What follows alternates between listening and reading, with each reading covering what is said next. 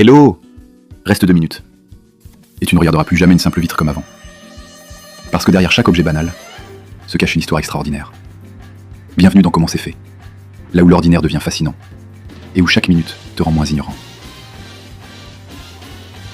Imagine un monde sans verre. Pas de vitre, pas de lunettes, pas de bouteilles, pas de miroir pour t'admirer le matin. Bref, le chaos. Et pourtant, ce matériau magique vient d'un truc qu'on a sous les pieds à la plage. Le sable. Mais attention, pas n'importe quel sable. On ne va pas ramasser celui collé entre tes orteils.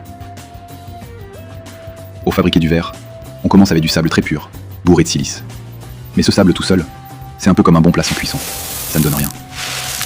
Alors on y ajoute de la soude, pour le faire fondre plus facilement, du calcaire, pour qu'il tienne bien face à l'eau et au temps, et du verre recyclé, qu'on appelle calcin, histoire de faire un peu de recyclage comme à la maison. En gros, c'est comme faire une bonne sauce. Du sable, un peu de poudre magique, un soupçon d'économie circulaire, et hop, on passe à la cuisson. La cuisson. 1500 degrés dans la face.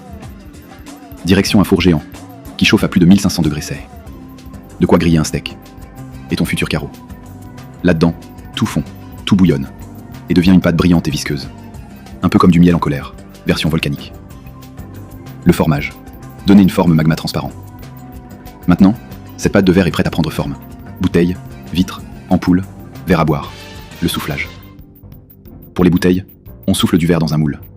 Oui, comme un ballon de baudruche, mais brûlant. Tu veux une idée du niveau de précision ?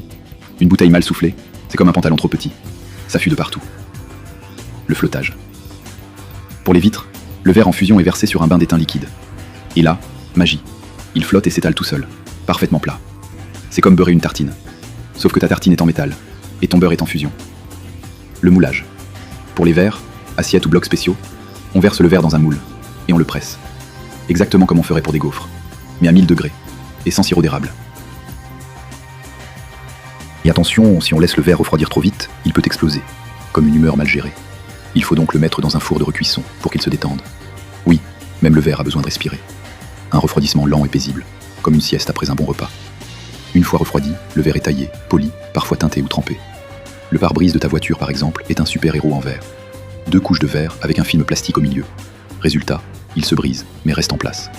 Pas comme ton ex qui partait en éclats à la moindre dispute.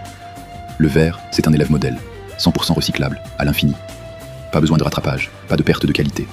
Une vieille bouteille de soda peut devenir une vitre, puis un vase, puis une autre bouteille. Un peu comme les tendances sur TikTok. Ça revient toujours. Alors la prochaine fois que tu lèves ton verre, que tu regardes par ta fenêtre, ou que tu poses un miroir pour te recoiffer, dis-toi que tu tiens entre les mains un ancien sable, fondu au feu, dompté par l'homme, et prêt à servir encore et encore. Le verre, c'est